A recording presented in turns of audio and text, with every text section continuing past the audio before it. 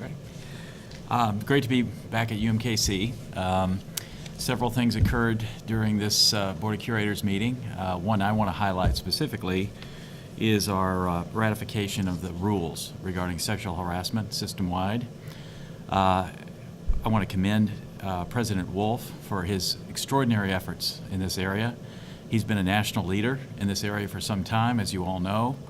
And our goal here is to do this not just the minimum that's necessary to comply with the law, but to be a national model for all universities to emulate. President Wolf has had discussions with national leaders on this, and as you know, there's legislation that's being considered, and input of all stakeholders is being solicited. We were happy to ratify the executive order that President Wolf issued earlier, modifying our collected rules, and we were also happy to work with President Wolf as he continues to try to make sure that our rules not only are compliant with federal law, but again, set a national example as to what those rules should be in terms of encouraging reporting of incidences of sexual harassment, sexual assault, but more broadly than that, in formulating policies and procedures that will make our campuses safer for all students. Thank you, Chairman Downing. Today I had the opportunity to update the board on the progress on our strategic planning. I emphasize that our strategic planning process informs everything that we do here at the University of Missouri system.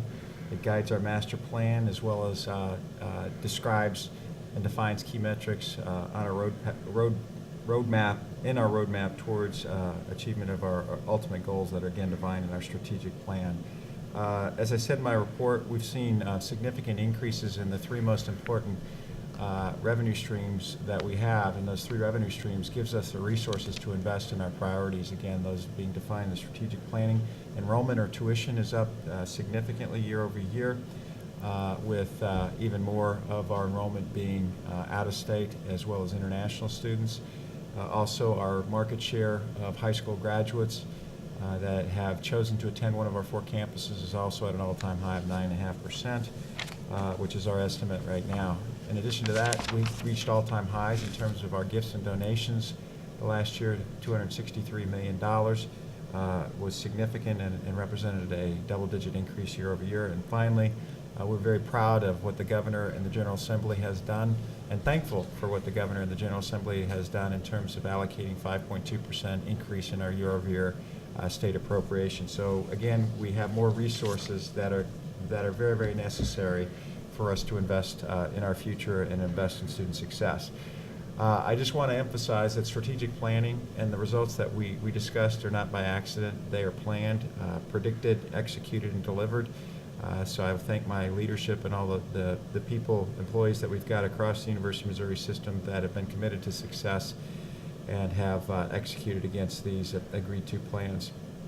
This is continual evidence that we need to be significant in the state of Missouri, and that everything that we do lends itself to all Missourians and improves quality of life as well as the overall economic vitality of our great state of Missouri. So I'm thankful for that as well.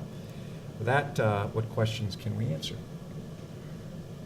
You guys talked a little bit about CASA this week and this effort that Conf is going with the legislation, but she's visiting campus this one on Tuesday, and I'd love to hear what you, and this might be directed toward the president, but what you hope she hears from your students and from faculty, whoever she talks to while she's here, to kind of help mold whatever she does going forward. Great question, Ashley. I'm appreciative that Senator McCaskill is taking a leadership position on this and going out to 3 locations in the state of Missouri to ask these questions. What I'd like to hear from students, and hopefully those that attend, is really communicate what their understanding and appreciation, awareness is of sexual discrimination, harassment, and assault.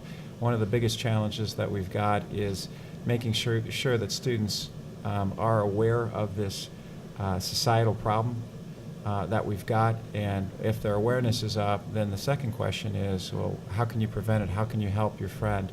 What are the environments that are concerning to you? What can we do to help you, or help you and help your friends. Those are the things that you'd like to hear from students when she makes those trips. So we have invested considerable amount.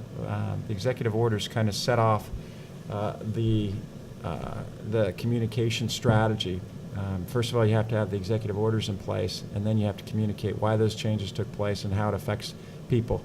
And so based on the executive orders, I sent out a communique, and then each of the chancellors sent out communiques to their constituents. One was specifically to their employees, talking about their role and their responsibility, the reason for the changes.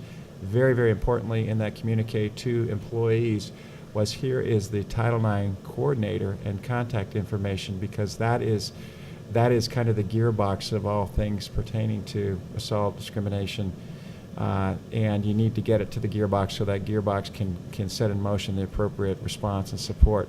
Also in that letter to employees included, here are the support resources that are available and the contact information.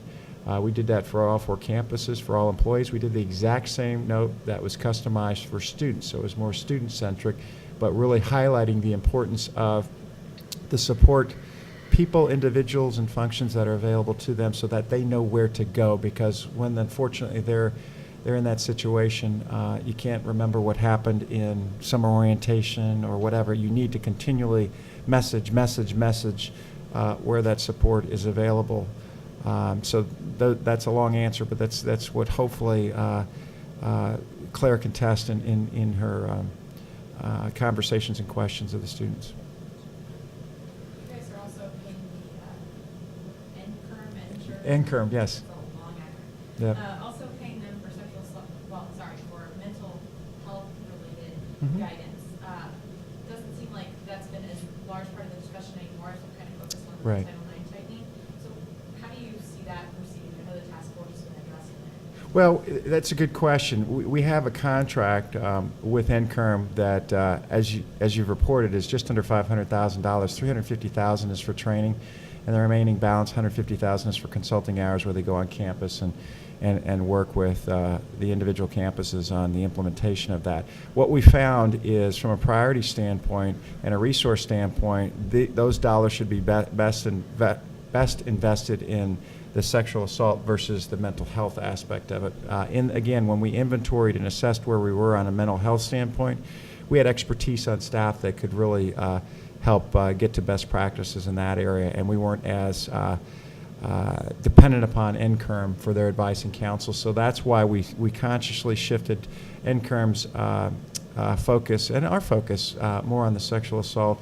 Not that we have forgotten mental health, it's just we're going to be solving the mental health through the expertise that we've got available to us already. Sorry. Just a quick question. How do you plan to measure the students' awareness of Title IX and the progress that's being made? How do you plan to monitor how they're, responding to these changes? Well, that's a great question. It needs to be measured, and we're very supportive of measuring it, but measuring it in the right way is important. Asking the right questions, getting the surveys out in the right format to the right people on the right timely basis, because sometimes students complain of survey fatigue, and one of the best practices that we're looking at is this has taken place in the military, and because they've been at it for quite some time, perhaps using the questions that they have as a way of getting us started and establishing a baseline. The federal government is also talking about coming up with a survey. So we'll look at what the federal government comes up with and what we can either create on our own or not steal, but take advantage of best practices is what we'll do. You have to baseline understanding. Because you don't know where to invest or where to improve if you don't understand where you are. So we'll baseline that understanding in a survey. When that takes place is to be discussed. We're working on that right now, but we will be surveying students and employees as well. Isn't NCURM part of their contract something about helping with the campus budgets? I believe that is, we have a lot of these consulting hours that can be used for that, and I believe that's probably one of the things I don't know specifically if that's embedded in the contract, but we have a lot of consulting hours, and we've talked to them about it. Anybody on the phone? Question, anybody there?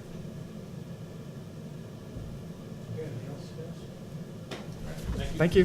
Thank you.